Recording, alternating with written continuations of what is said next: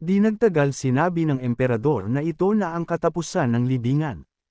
Tumingin sa paligid si Lin at sumagot na wala talaga siyang nakitang kakaiba. Ngunit nagpasya si Xiao na ipakita ang kanyang mga kakayahan, at gamit ang kanyang mga kapangyarihan, binuksan niya ang mga pinto sa isa pang mundo, na sarado ng malalaking kadena. Nagulat ang emperador at nagtanong, ano ito? At bakit may ganong bagay sa Zhou family mausoleum? Hindi man lang niya alam tungkol dito. Napansin din ni Lin para sa kanyang sarili na ang pinto na ito ay mukhang napakaganda, ngunit tila ito ay isang ilusyon, at kahit ang isang daga ay hindi ito maaaring hawakan. Natanto din niya na ang Star Door na ito ay tiyak na umiiral. Iyon lang na sa kasalukuyan ay hindi pa ito nagmaterialisa sa tunay na mundo. Upang ganap na i-activate ito, maaaring mangailangan ito ng pagbabayad ng ilang presyo. Tinanong ni Lin ang emperador kung gaano katagal na umiiral ang imperyo na ito sa sandaling ito. Sumagot ang emperador na ang kanilang Great Zhou ay umiral sa loob ng 1,200,000 taon at isa sa iilan lamang na immortal dynasty sa Kangzhou na nakaligtas sa loob ng higit sa 1,000,000 taon. Naging curious si Lin at nagtanong kung may iba pang mga estado o kapangyarihan. Sumagot ang emperador na ayon sa umiiral na historical records, mayroong hindi bababa sa ilang dosenang estado bago ang Great Zhou, at ang ilan sa kanila ay hindi na maaaring saliksikin o kahit na mabanggit. Natanto ni Lin na nangangahulugan ito na ang Star Door na ito ay kabilang sa isang mas sinaunang panahon, at marahil ay may mga record nito noon, ngunit pagkatapos ng maraming bagyo at kaguluhan, matagal na itong nawala sa alikabok ng kasaysayan, at ang family mausoleum ay itinayo sa lugar na ito nang nagkataon. Kahit ang mga pinuno ng Great Zhou ay hindi alam ang tungkol dito sa loob ng lahat ng mga siglo. Naniniwala lang sila na may magandang kapalaran dito. Tinanong ni Lin si Xiao dahil ang pinto na ito ay binuksan ng kanya. May alam ba siya tungkol sa kanya? Sumagot siya na tungkol sa pinagmulan ng Star Door na ito, nakarinig lamang siya ng mga tsismis ngunit walang maaasahang ebidensya. Sinubukan din niya lang ito nang nagkataon at ito ang nangyari. Nakinig si Lin at hiniling sa kanya na sabihin sa kanya ang lahat ng alam niya. Sumagot si Saya na may mga tsismis na noong sinaunang panahon sa iba't ibang bahagi ng Kunlun World, mayroong maraming teleportation points na nagpapahintulot sa isa. Na direktang makapasok sa Great Thousand Worlds, hindi mabilang na con monks ang maaaring gumamit sa kanila upang maglakbay sa paligid ng universo at gumalaw ng malaya. Ngunit kalaunan, para sa ilang hindi kilalang dahilan, ang mga teleportation points na ito ay sinelyuhan ng mga dakilang ninuno at hindi na muling binuksan. Humakbang si Yuyang sa usapan at sinabing ang Star Door na ito ay talagang may ganoong epekto. Nagtanong din ang prinsipe, ang mga alamat ba na narinig niya noong bata pa siya ay totoo talaga. Sinasabi na ang Kunlun World ay isang higanting bituin para sa cultivation. Pagkatapos ng lahat, maraming ganoong stellar worlds. Ang mga ito ay nakakalat sa buong walang hangganan na espasyo. Sumagot ang emperador na dati, ang mga monghe ay maaaring maglakbay pabalik-balik ng malaya. Lahat ng mga cultivator na umabot sa Hua level ay maaaring umalis sa Kun World at gumala sa walang laman na espasyo. Ngunit mula sa isang hindi kilalang oras, ilang hindi nakikitang puwersa ang naghigpit sa mga monghe ng Kanglan, hindi pinapayagan silang umalis sa mundong ito. Napilitan silang manirahan dito hanggang sa mamatay sila. Ang tanging paraan upang lampasan ito ay dumaan sa mga tribulations at maging isang tunay na immortal, pagkatapos nito ay lohikal na aakyat sa mundo ng mga immortals.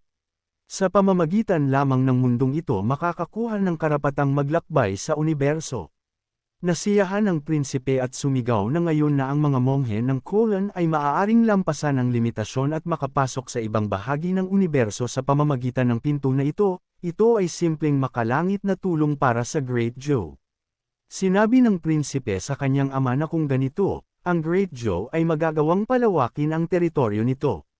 Ito ay isang bihirang pagkakataon. Sumagot ang emperador na ito ay ganap na totoo. Sa lakas ng Great Zhou at ang antas nito sa yugto ng paglampas sa tribulations, ang pananakop ng mundo para sa Great Zhou ay isang bagay ng oras. Lumingon si Lin at sinabing sila ay mga hanggal at iniisip lamang nila ang mga babaong bagay. Tinanong siya ng emperador kung ano ang ibig niyang sabihin noon. Nagtanong si Lin sa kanya bilang kapalit, sigurado ba siya na ang Great Joe ay may sapat na kapangyarihan upang simulan ang stellar expansion? O ang kabaligtaran, hindi ba lalabas na ang Great Joe ay makukuha ng mga dayuhang lahi? At kung ito ay talagang napakakapakipakinabang para sa pag-unlad ng Kuglan, bakit sinelyuhan ng mga dakilang ninuno ang ganoong mga Star Doors? At paano ang misteryosong lalaki? Nalaman ba niya kung bakit siya umatras? Hindi man lang nila makuha si Kanga at nananaginip na siya ng pagsalakay sa ibang mga mundo. Ang ambisyon ng tao ay lampas sa sukat tulad ng isang ahas na sumusubok na lunukan ang isang elepante. Sinabi ng emperador kay Lin na tama siya. Masyado silang tiwala sa sarili. Sumagot si Lin na syempre may isa pang mahalagang punto. Alam ba nila kung paano buksan ang Star Door na ito? Ngunit ibinaba ng emperador ang kanyang ulo at hindi sumagot. Sinabi ni Lin sa kanila na magpatuloy sa pagsubok. At naisip niya na hanggat umiiral ang Star Door na ito, ang magagandang panahon ng Great Joe ay nasa harapan pa.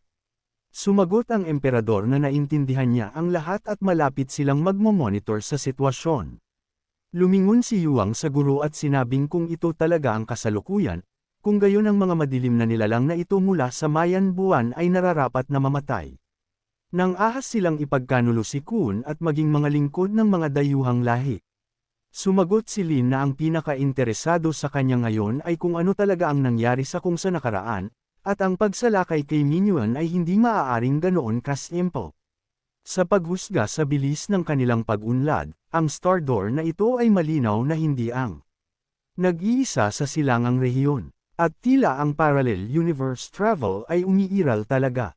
Ngayon ito ay nagiging talagang interesante. Sinabi ni Yuang na curious din siya.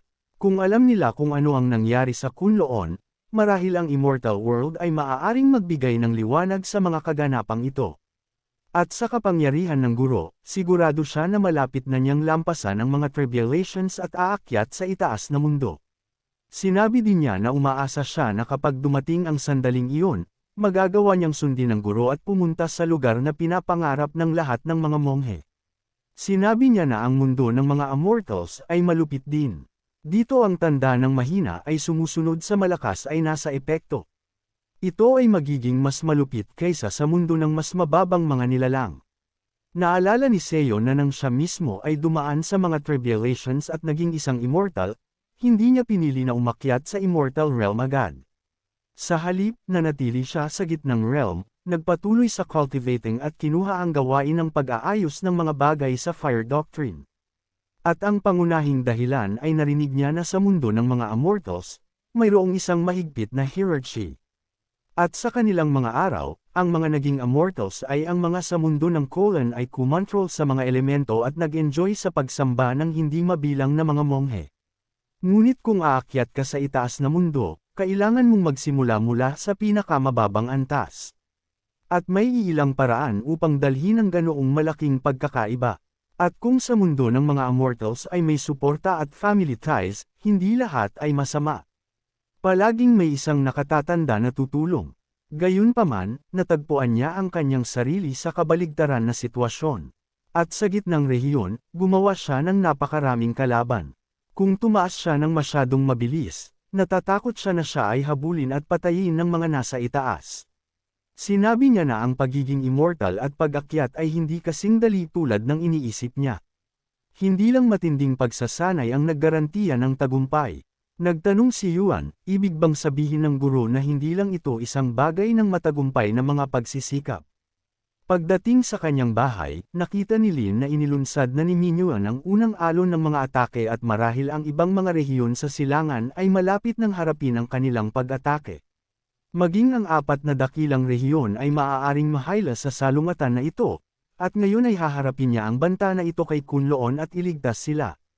At bigla, kinuha ni Lin ang kanyang mga salamin at sinabing halos nakalimutan niya ito. At ipinakita niya sa kanyang estudyante ang regalo. Sinabi ni Sai na napakabango nito at tinanong ang guro kung ano ito. Maaari ba niya itong tikman? Sumagot si Lin na ito ay pet food. Sinabi niya sa guro na tama siya at ang daga ay isang hayop din at syempre siya rin ang pet ng guro at agad na naging isang daga. Bumantong hininga si Lin at sumagot na dahil ganoon, maaari niyang kunin ang pakete na ito para sa isang merienda. Nagpasalamat siya sa guro at kinuha ang kanyang pagkain. Galit si Shia sa lahat ng oras na ito at nakita na ang babong maliit na daga na ito ay hindi gumagawa ng anumang pagsasanay sa lahat ng oras kundi nag-iisip lamang tungkol sa pagkain tulad ng isa na may apelyidong Lin na may parehong saloobin. At sa katunayan ang ganoong kahangahangang Great Immortal Essence ay nasayang lamang na sinasayang sa walang kabuluhan. Biglang tinikman ni Sect ang pagkain at agad na naramdaman ang isang malakas na apoy sa loob niya. Pinanood ni Xiao at nakita kung paano siya mula lamang sa middle stage ay umabot sa perfection at pagkatapos noon ay gumawa ng isa pang pagtagumpay. Sinabi niya sa guro na ang mga treats ng guro ay napakasarap. Bakit siya biglang nagtagumpay? Nagulat din si Lin na isang pakete lamang ng top quality feed at mula sa initial stage ng Hashen diretso sa initial stage ng Dachang. Kung kumain ka pa ng ilang pakete, maaari ka ba talagang maging immortal sa oras na iyon? Nagsimulang sumigaw si Yuan sa kanyang kapatid na naabot na niya ang parehong antas sa isang kisap mata lamang. Napagtanto din ni Xiao na ito ang lahat ng mga gimmick ng parehong masarap na bagay. Lalo siyang nagtaka kung anong antas ng mga kayamanan ang kinokontrol ni Lin kung maaari siyang makakuha ng ganoong kamanghang-manghang, hindi kapani-paniwalang mga bagay ng paulit-ulit. Tinanong ni Lin si Shi kung gusto pa niyang kumain. Sumagot siya na gusto pa niyang magpakasawa sa kanyang sarili. Nang marinig ang mga salitang ito, naghagi si Lin ng ilang pakete pa sa harap niya at sinabi sa kanya na mag-enjoy at natutuwa siya na nagustuhan niya ito at hindi man lang niya nakalimutan ang tungkol sa kanyang akuna at sinabi na siya ay nagtatrabaho din ng husto kamakailan at ang mga goodies na ito ay para sa kanya, at sinabi din ni si Kayako na natutuwa siya na nagustuhan niya ito at hayaan din siyang mag-enjoy. Matapos subukan ng ilang masarap na treats, dinagdagan din ni Akan ang kanyang lakas hanggang sa limitasyon. Nagulat ulit si Yuang at sinabing si Akan ay nagmula sa initial stage ng Dain hanggang sa perfection sa isang iglap. At ang guro ay tunay na hindi kapanipaniwala at hindi maunawaan. Alam ni Su na ang ganitong paraan ng pagtaas ng lakas, patas ba ito sa mga nagtrabaho ng husto? Kailangan niyang kondinahin ito ng mahigpit mula sa moral na pananaw. At ang pinakamahalagang bagay ay marahil ang pagkakaroon ng side effects. Kahit naalukon siya, hindi rin siya kakain ito. Nakita ni Lin na kumain na siya ng 3 pakete, ngunit ang epekto ay hindi kasing lakas ng una. Ang lakas ay pumasok lamang sa late stage, at tila ang epekto ay lubos na hina sa paulit-ulit na paggamit. Ngunit nakaupo si Xiao sa likod ng isang puno sa sandaling iyon, nakatingin sa gilid ng kanyang mata kay Shi. Hiniling pa niya sa kanya na lumapit sa kanya. Sumagot si Sai na tinatawag ng nakatatanda ang daga at bihira na ang nakatatanda ay tumawag upang humingi ng isang bagay. Nagtanong si Sai sa kanya kung mayroon ba siyang magagawa para sa kanya. Sinabi niya sa kanya na ang ibinigay sa kanya ng guro upang kainin ay nakakalason. Sumagot siya na hindi ito malamang. Hinding-hindi sasaktan ng guro ang isang daga. Bukod, nang kumain ang daga nito, ang kapangyarihan ay naging boom at tumaas ng malaki. Sinabi ni Xiao na ang lahat ay may 2 panig. Anumang elixir na kinokonsumo ng mga cultivators ay tiyak na magkakaroon ng iba't ibang natures at properties. Habang pinapataas nito ang antas ng cultivation, nilalason din ito ang mga meridians. Kaya, ang delicacy na ito ay tila tumutulong sa una, ngunit sa katotohanan, ito ay isang sapilitang hila lamang sa paglaki, tulad ng paghila ng isang usbong upang mas mabilis itong lumaki, at marahil ang isang malaking halaga ng mga toxins ay nag-iipon na sa katawan, at kung patuloy kang kakain, ito ay katumbas ng mabagal na pagpapakamatay. Sinabi ni Sai na dahil ang guro mismo ang nagbigay nito sa daga kung gayon ang lahat ay tiyak na okay sa mga treats na ito. Bukod, ang daga ay hindi nakakaramdam ng anumang kakulangan sa ginhawa kahit kaunti. Sa kabaligtaran lahat ay mahusay. Sumagot siya na kung hindi siya naniniwala sa kanya hayaan siyang ipakita sa kanya at pagkatapos ay ginamit niya ang kanyang mga kapangyarihan sa kanya. Nagulat siya dahil nakita niya na ang lahat ng mga meridians ay ligtas at malusog. Ang foundation ay lubhang malakas. Bukod, ang mga daloy ng hindi kapani-paniwalang dalisay na innate spiritual energy ay malayang nagpapalipat-lipat sa buong katawan. Ito ay mas epektibo pa kaysa sa anumang elixir. Like, comment, share, and subscribe naman dyan mga itudo. Maraming salamat po.